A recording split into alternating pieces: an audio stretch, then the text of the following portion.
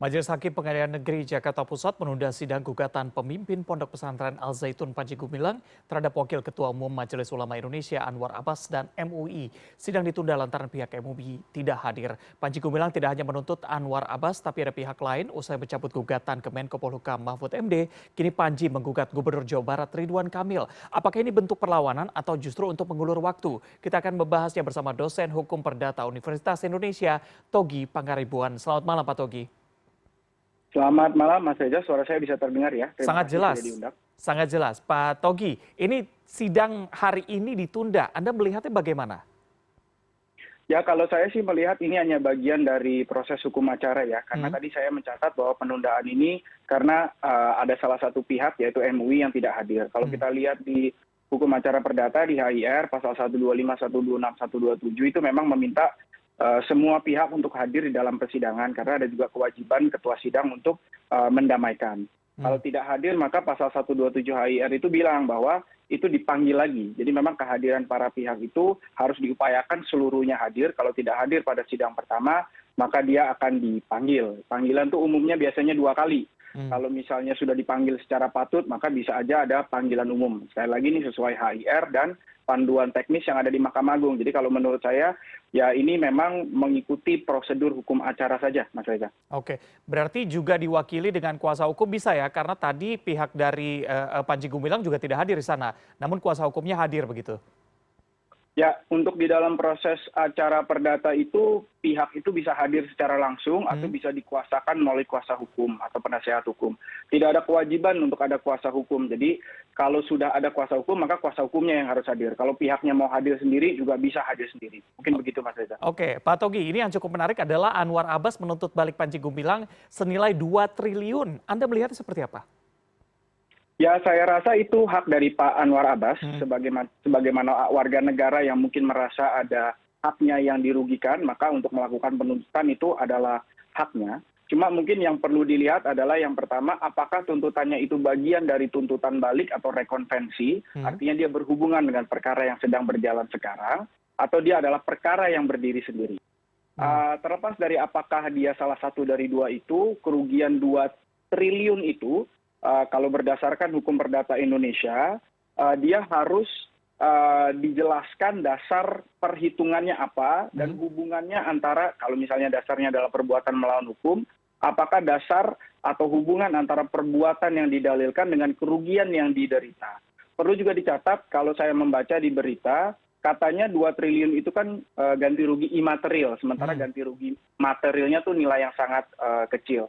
Perlu juga dicatat bahwa Mahkamah Agung itu sudah membatasi kalau ganti rugi yang sifatnya imaterial itu hanya bisa untuk perkara-perkara yang ada kerugian yang disebabkan oleh luka, cacat, atau kematian. Jadi memang menarik untuk dilihat apakah ganti rugi 2T itu merupakan ganti rugi yang sifatnya imaterial dan bagaimana pembuktiannya nantinya. Tetapi terlepas daripada itu sebagai warga negara, hukum Indonesia menjamin Pak Anwar Abbas kalau ada haknya yang dirugikan bisa untuk melakukan penuntutan apakah terpisah atau sebagai bagian dari tuntutan balik perkara yang sedang berjalan. Demikian Mas Reza. Oke, tapi kalau melihat dari jumlah gugatannya, masuk akalkah 1 triliun dari Panji Gumilang menuju Anwar Abbas, begitu juga Anwar Abbas sejumlah 2 triliun begitu? Ya, saya rasa masuk akal atau tidak itu menjadi beban daripada orang yang menggugat ganti rugi. Jadi kita punya asas yang namanya incumbit probatio, artinya siapa yang mendalilkan dia harus membuktikan. Kalau memang dirasa ada kausalitas, ada hubungan langsung antara perbuatan yang dilakukan dan kerugian, dan sudah dihitung, sudah dirinci bahwa memang mencapai angka 1 triliun atau 2 triliun, maka bisa saja secara hukum itu dikabulkan, Mas Reza. Oke, baik. Pak Togi, kalau menurut Anda nih sebenarnya tujuan dari saling gugat ini apa sih? Apakah memang ada tujuan untuk menunda-nunda atau justru memang ya tujuannya karena dua-dua pihak ini merasa dirugikan begitu? Ya, kalau misalnya alasannya mungkin saya tidak tahu secara persis ya, tetapi secara hukum sih tadi seorang warga negara yang kalau merasa haknya dirugikan, dia bisa aja mengajukan gugatan. Ada kita asas legitima persona standi judicio, atau point the interest, point the action. Jadi kalau kita merasa bahwa kita dirugikan, ada kepentingan hukum yang harus dibela, ya kita bisa menggugat. Tapi kembali lagi, siapa yang mendalilkan itu dia harus membuktikan. Jadi nggak cukup saja dia hanya mengajukan gugatan, tapi dia harus membuktikan gugatannya tersebut. Harus bisa dijelaskan satu persatu. Ada putusan di PN Jakarta Pusat tahun 2004 yang kurang lebih sama, dasarnya dasarnya adalah perbuatan melawan hukum dan juga penghinaan 1365 dan 1372. Itu gugatannya ditolak karena penggugatnya ketika itu tidak berhasil menjelaskan secara detail peran dari masing-masing orang yang dia gugat ini apa. Jadi kalau misalnya, seorang penggugat itu punya hak untuk menggugat siapapun yang menurut dia ada kepentingan hukum, dirugikan, dan orang ini ada peranannya. Tetapi kalau dia tidak berhasil membuktikan peranannya apa, kausalitasnya seperti apa, karena perbuatan melawan hukum itu kan ada unsur-unsurnya. Pasal 1372 penghinaan itu juga ada unsur-unsurnya. Kalau unsur-unsurnya tidak berhasil dibuktikan, maka kemungkinan besar gugatannya bisa saja ditolak. Oke, berarti harus bisa menjelaskan nanti pada sidang kerugiannya seperti apa sehingga bisa menentukan nilai yang cukup fantastis tadi, 2 triliun dan juga 1 triliun. Tapi Pak Togi saya tanya lagi, ini Panji Gumilang memang kan tidak hanya menuntut Anwar Abbas juga, tapi ada pihak-pihak lain nih. Usai mencabut gugatan ke Menko Polhukam, nah kini Panji juga menggugat Gubernur Jawa Barat Ridwan Kamil. Dari pandangan Anda, apakah ini bentuk perlawanan dari Panji Gumilang atau justru ini digunakan untuk mengulur waktu saja begitu?